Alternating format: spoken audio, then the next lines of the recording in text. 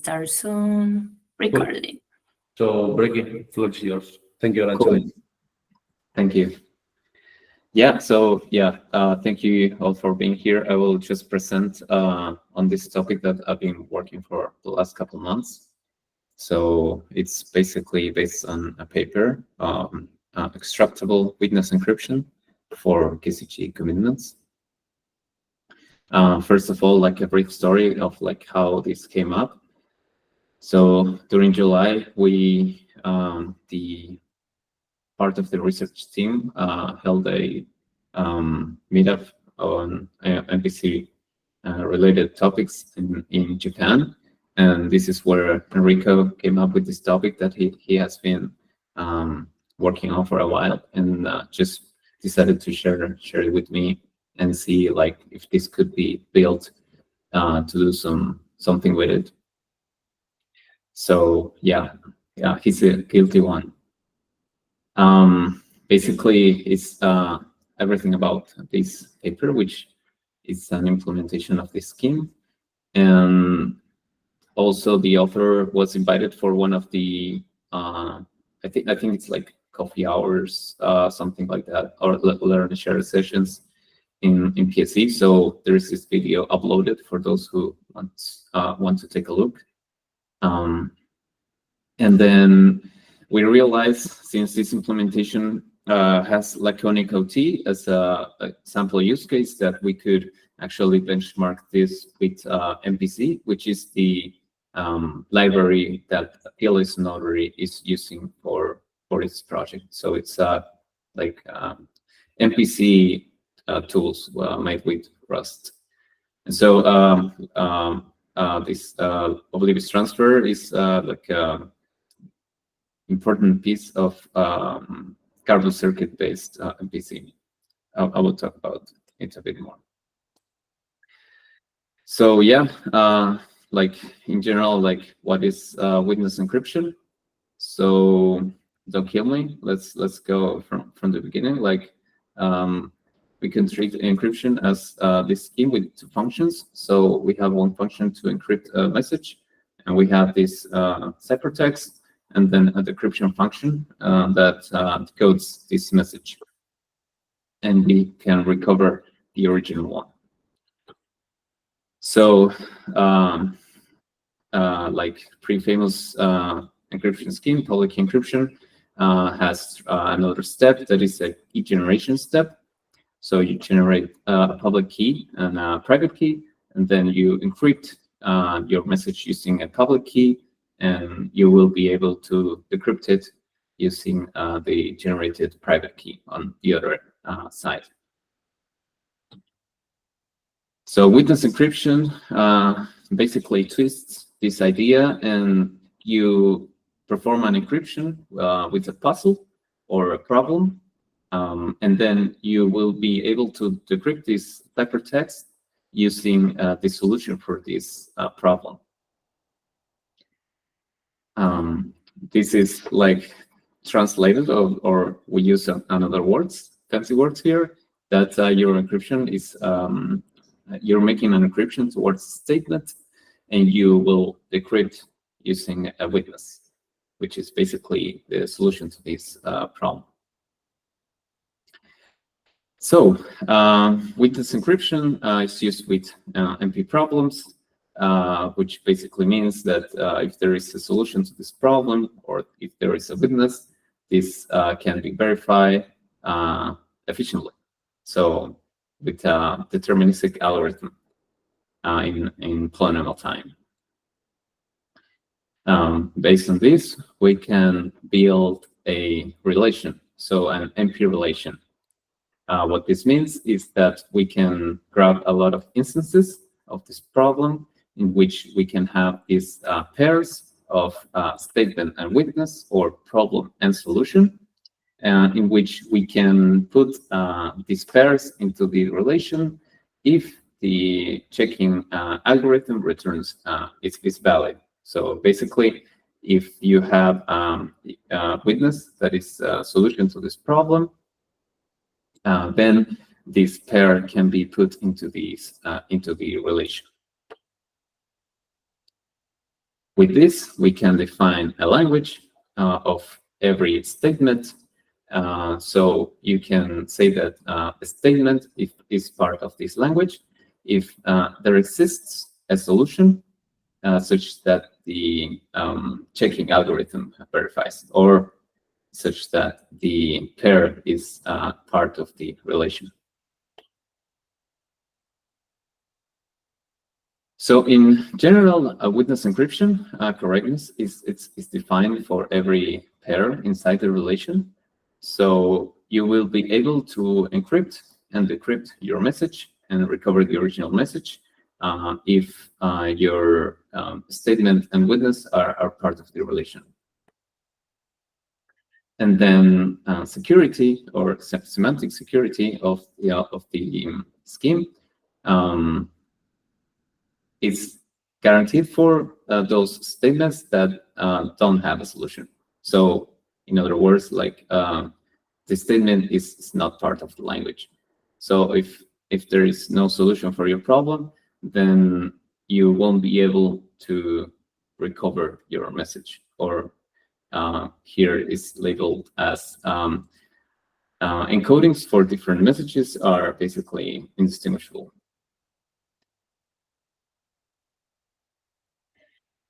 This translates to, like, if no witness exists, then the ciphertext should reveal nothing about the message. So if there is not a valid solution, decryption shouldn't be possible. This turns us into this direction in which witness encryption is more targeted toward hard problems, where determining that a statement is part of the language, or that a statement has a solution, is not feasible without the actual witness. So witness encryption for arbitrary NP relations exist, but these are not efficient. In this case, we will look at the specific relation. So we will look at witness encryption for KZG commitments.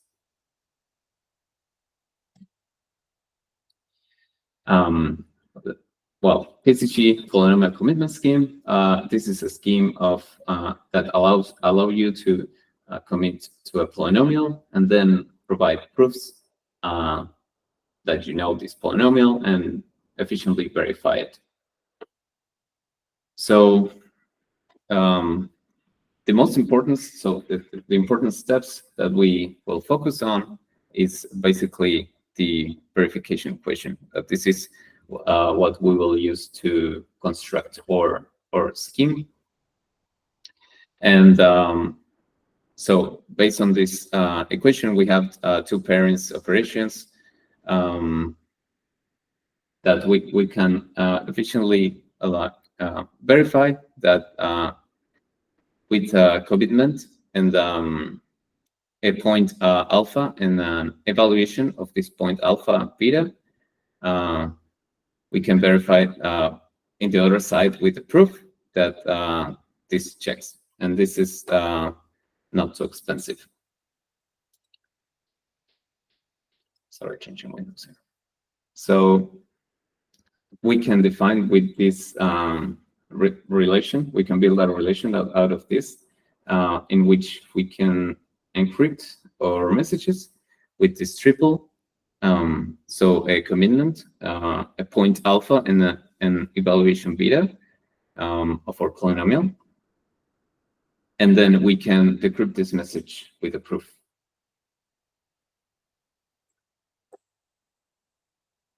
And this will be our language, or defined language. So this triple commitment alpha and beta will be part of the language if there exists a proof pi such that this verification equation checks. So this term is equal to this term. Now there is a problem with this, and this is the problem is that for every, basically for every triple, there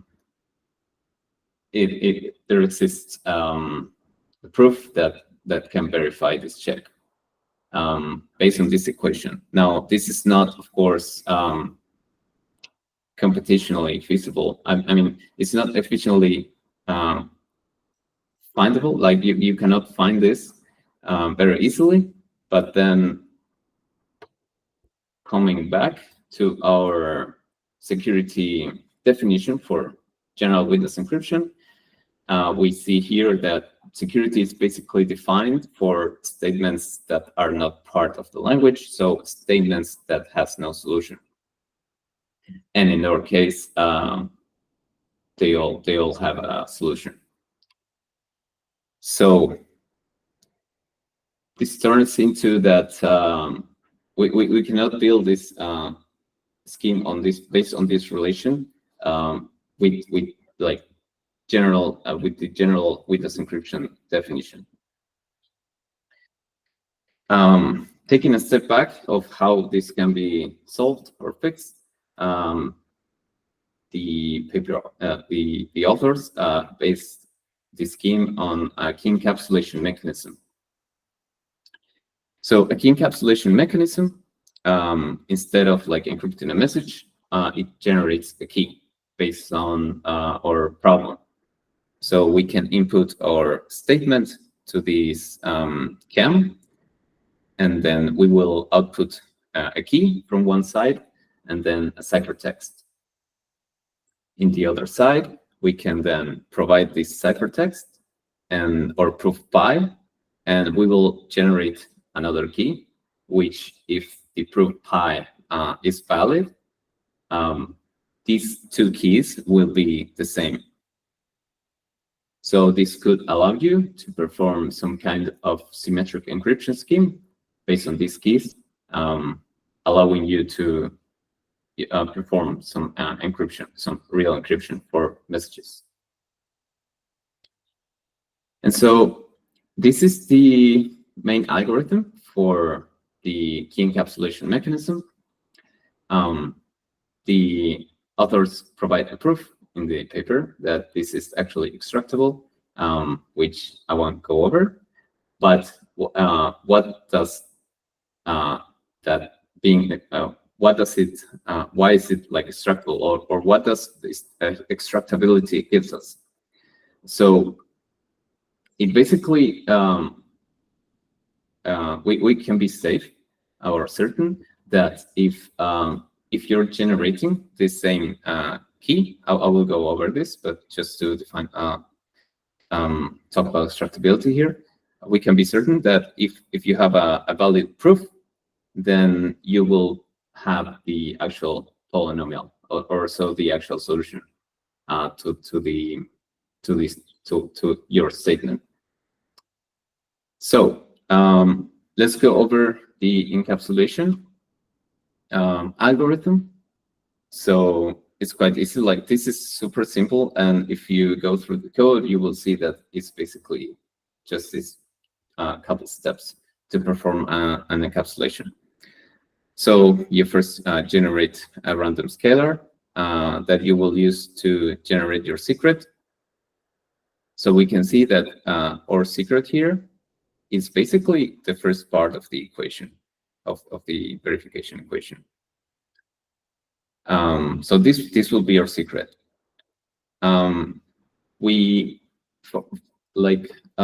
It seems like this secret is not indistinguishable from random, so we need to hash it. So our key will actually be the hash of our secret. And then we need a way to send this randomness to the other party, the encrypting party.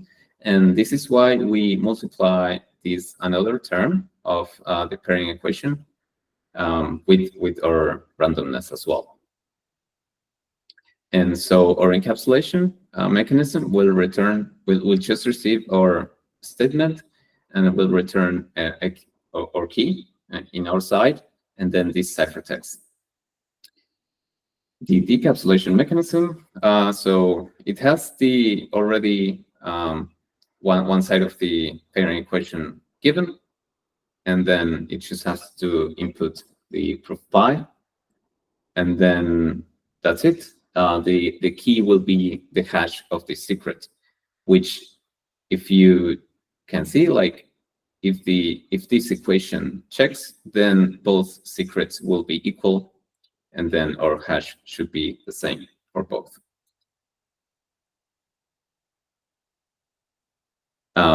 With this, we can then define the extractable witness encryption for our KZG commitments, in which we have an encryption function that receives our statement and a message. And so our first step will be to encapsulate this statement.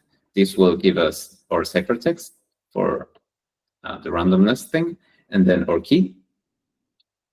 And what we do here is simply use some symmetric encryption for a message, which, for instance, I'm doing just a plain XOR in my implementation. And then this ciphertext 2 will be the encrypted message.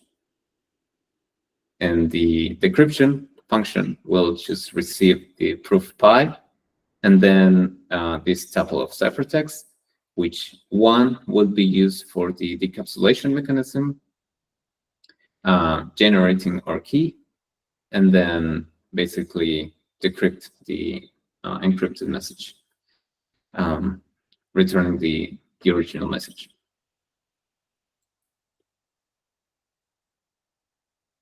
And so, yeah, this is basically the couple functions that are the core of the implementation. So Keaki is the name of the library, and it's a Rust implementation. So it has a very simple layout with just 4 modules, in which like each module just have these functions. So a KZG module, which is quite like generic KZG stuff. So the 4 steps of KZG, and I recently added this FK algorithm for calculate a batch of openings efficiently. And then I also it also has a way to create your powers of tau from a powers of tau file. That is also cool. And then the key encapsulation mechanism module, which is the encapsulation functions, and then the general Windows encryption module with encryption and decryption. These are the 4 functions we just went through. And then there is a new module called back that basically is some facilitations to work with vectors. So if we have a vector, we can think of these values as basically evaluations of a polynomial at each nth root of unity. So if we think of a vector of something like this, then we can perform the inverse fast Fourier transform and convert this into its polynomial coefficient representation, the one that we're used to. And so for this, I create this basically commit function that you can input an array of values. So basically an array, which you have to append a random element, because then your commitment will reveal, like, if it's easy to think what your polynomial, what your array value is, then you could calculate the which one it is based on the commitment. So you have to blind the polynomial in a way. And then, yeah, basically do what I said, perform the inverse fast Fourier transform, perform the FK openings for all the proofs, and then just commit to this polynomial. But the important part of this is oblivious transfer. So this is last topic. I won't bore you more with this. So hang on. So oblivious transfer is a two-party protocol between a sender and a receiver. Now, the whole idea of this is that you have one party that is the sender that has some data, and you have one party that is the receiver that needs some data from you. But the receiver don't want you to know like what data he wants, and so you don't want the receiver to know like any of the other data. So the sender doesn't learn the choice of the receiver, and the receiver cannot learn what other things are on your database. So the very simple scheme of this is 1 out of 2 oblivious transfer. So this means that you have 2 options, and the receiver can choose one. So this is made with regular public key encryption in regular OT schemes. So you have both of your messages, and then the receiver generates a public secret key pair. It sends you its public key. You encrypt both messages, but so in a way that the receiver can only decrypt the selected one. You send the encrypted messages, and then the receiver tries to decrypt both, and we'll know which one is the valid one. Like that is also part of the scheme. So laconic oblivious transfer is basically this, but for n messages. So you as a sender, you have a lot of messages. It's like performing a multiple 1 out of 2 oblivious transfer, but at once. So you initialize your batch of messages, then the receiver selects all of these messages. This is what they usually call a dictionary. So it's basically an array of all your choices. Then the sender encrypt all the messages, send all the ciphertext, and then the receiver will decrypt all the messages, like only being able to decrypt the ones that they selected.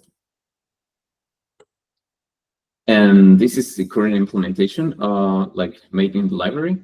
So we just have our Boolean choices. So this is an array of selections, and we use the commit function that I showed in the previous slide. Then the sender basically does this. So the sender has its like all the values for the desired data, and encrypts each one for each possible option. So in the encryption, it has to use the commitment. This basically is the binding of the selection. So this is how we're safe. Index is basically the index of the array. And then these are the options. So if it's 0, you will send the value 0, this tuple. And if it's 1, you will send the value 1. So you encrypt both messages and you send both.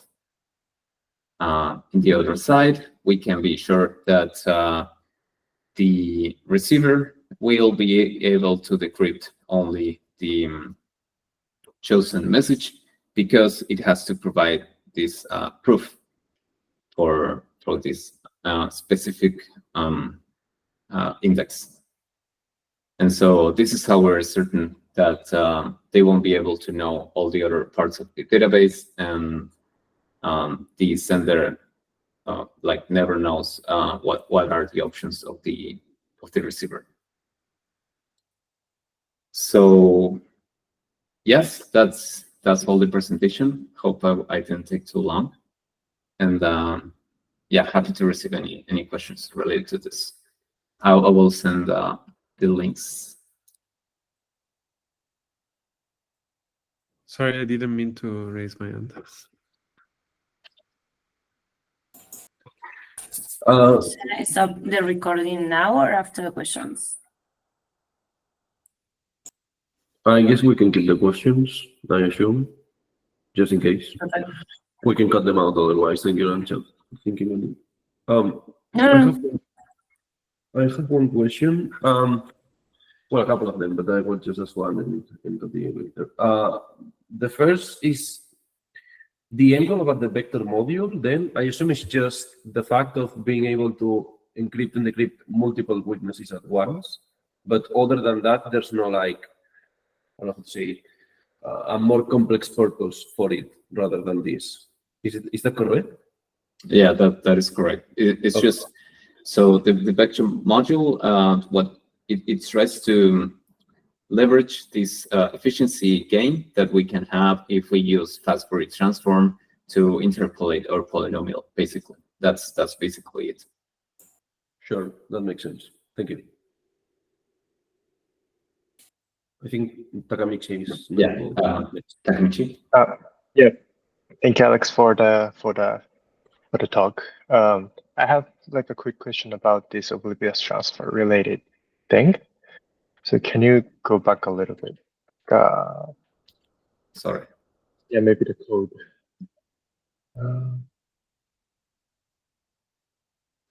Yes, this one. Okay.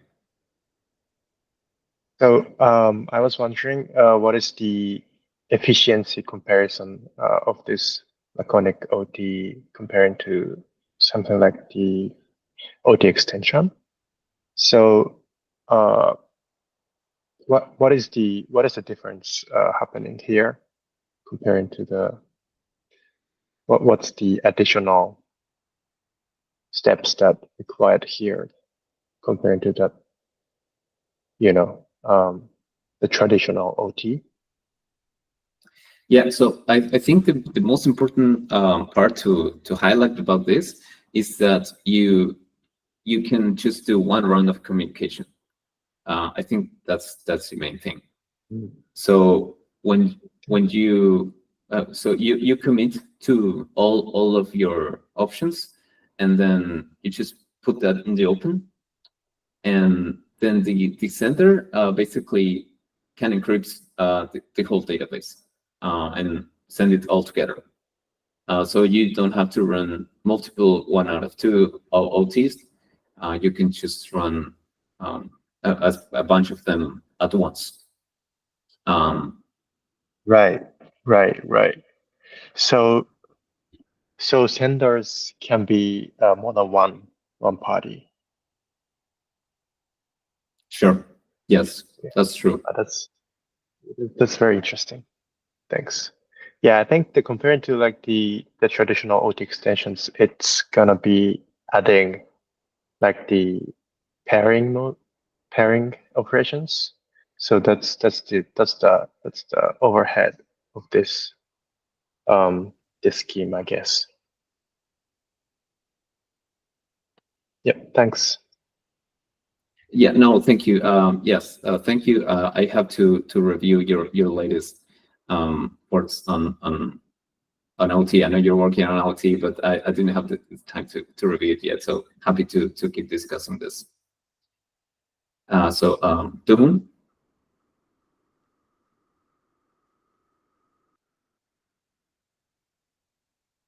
Oh, I don't know if Doon, you had a question.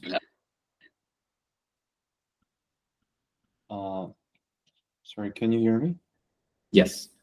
So I think I missed some parts. So would you explain me, so what is the difference between this witness encryption and using like kind of public key encryption? So why do we use the witness encryption over the public key encryption? Yeah, so like in general, so public key encryption has this mechanism of like the generation of like public private key. So you will always encrypt to a generated public key.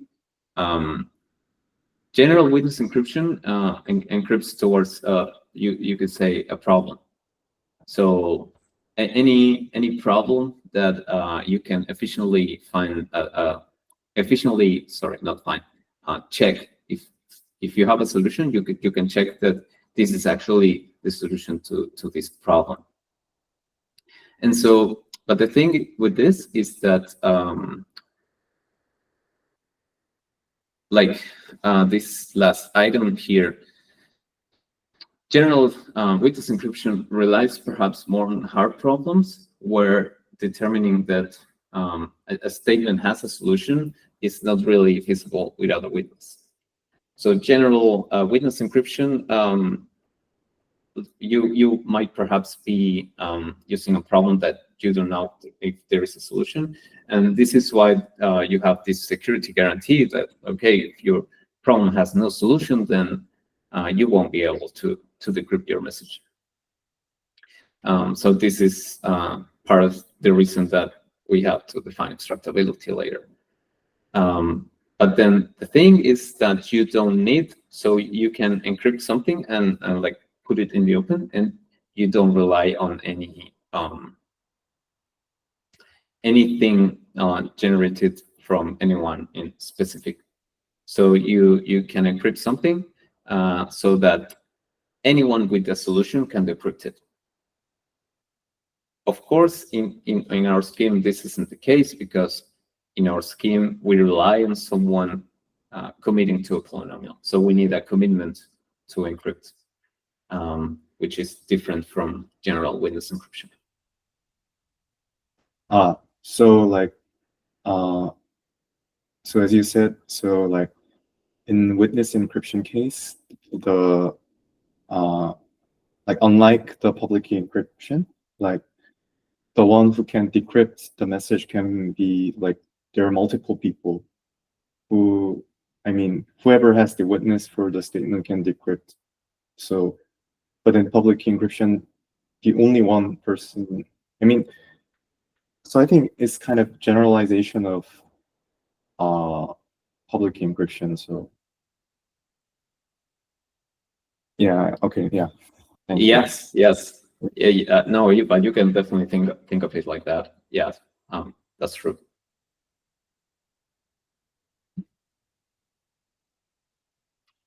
Yes, so I will, sorry, Yuriko, I will read your questions. So can you explain how encryption decryption using commitment opening proof differ from public key encryption in a more abstract way? So perhaps the different question was the answer to that. Yeah, I was thinking like this is like a generalization of public key encryption plus verifying the like authenticating the sender of the message with signature. But I guess like omitting this like authentication part, it's like more efficient or you can reduce the round of interaction. Is my understanding correct? I think so. Like I couldn't say because like I don't like. I think yes. I don't, but I don't feel comfortable like answering. So yeah, I think so. Okay, no worries. We can keep discussing. Yes, yes, of course. So sorry. What did you mean with any category, use case, or situation that is more suitable? So like again, I was thinking this is like a generalized version Okay. of the, you know, just like encryption, decryption plus authenticating the sender. But you can just submit this opening proof that is corresponding to the commitment. Then you can omit this procedure of authentication, which you have to do plus in the public key encryption scheme. So I don't know. I was wondering if there's any situation that is more suitable to use witness encryption from KZG commitment compared to normal, public key encryption plus authentication scheme. But no, yeah, that was my question. Yeah. So I think a bit thing that this should be, at least my research needs to, or my implementation needs to focus on is performance. So for instance, the gain that what this could allow is that, for instance, MPC could be more performant. So this is why I had lately I've been changing directions towards more performance than convenience in a way, and I should focus on that from now. Oh, Enrico says the difference is that witness encryption, you don't need to know the identity of the decryptor in advance. That's true.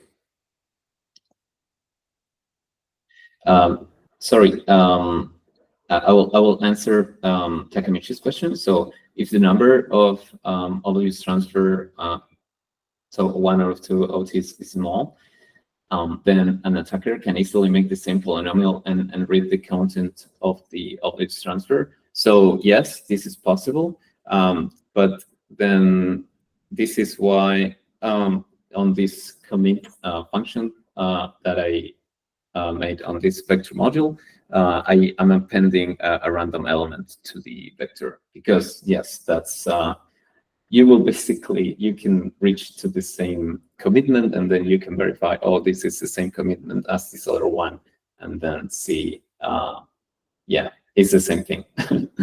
But so you need some, you need to pad your polynomial with some randomness. Yeah, that is necessary.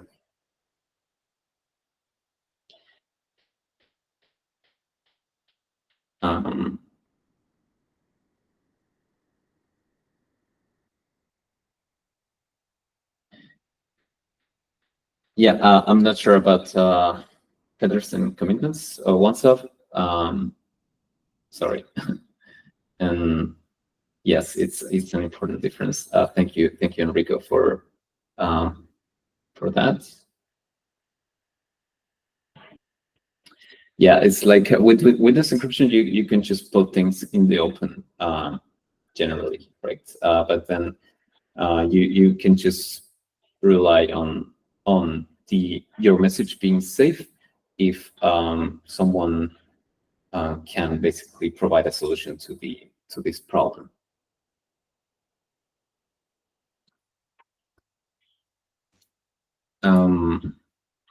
Yeah, hope this was clear. I was quite unsure of where to target this presentation, but yeah, thank you for the questions, and any other question that there could be.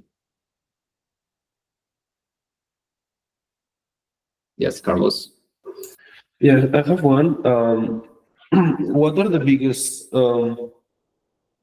let's say, limitations that you currently see for, let's say, widespread adoption of witness encryption, and what would need to be improved such that these changes or gets better? Like, is it that it's just not practical, or it's not fast enough, or I don't know, there's not use cases? Like, can you guide us a little bit? Yeah, so for general witness encryption, I think the problem, so for arbitrary NP problems, I think it's not efficient, but I really haven't looked into it. Like I mainly focus on this current implementation. And also, like, even for this implementation, it's sometimes hard to find valid use cases. So yes, well, Enrico has been of great help with that, with some, for instance, fog of war mechanics for a game, or, well, this most proven one is laconic oblivious transfer. But then, yeah, this is why I'm trying to narrow the scope of this implementation to something of to specific proven use cases. Yeah, thank you for sharing that, Enrico. For general Windows encryption, I haven't taken the time to delve into it, but I can I will be happy to talk. For instance, with Arantxa, I think you I don't know if you want to comment something on this, but you did send me a very nice paper for Windows encryption for signature aggregation, if I'm correct. Yeah, like at some point earlier this year, I would say July, June, I was looking a lot in Windows encryption, but then the idea we were having didn't work out, and I just quit it. I mean, I was with Guru Vamsi, a student from Berkeley. I mean, at some point, I would like to retake this project, so it would be cool to discuss a bit more.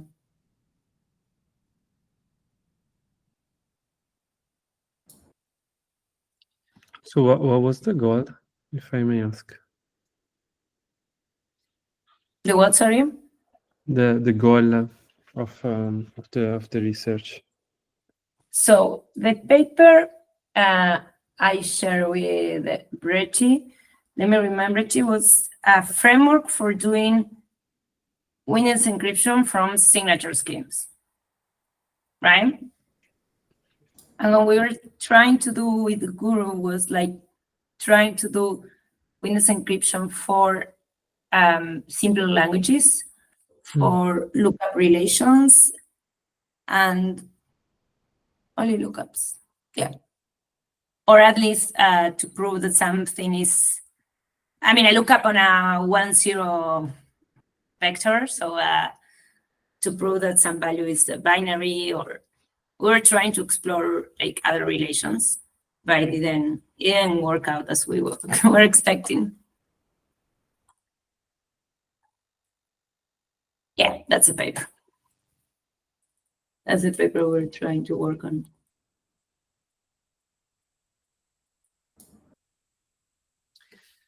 Well, thanks a lot for attending. I hope this was interesting, and yeah, that it helped. And let's keep talking. Like this is ongoing work, so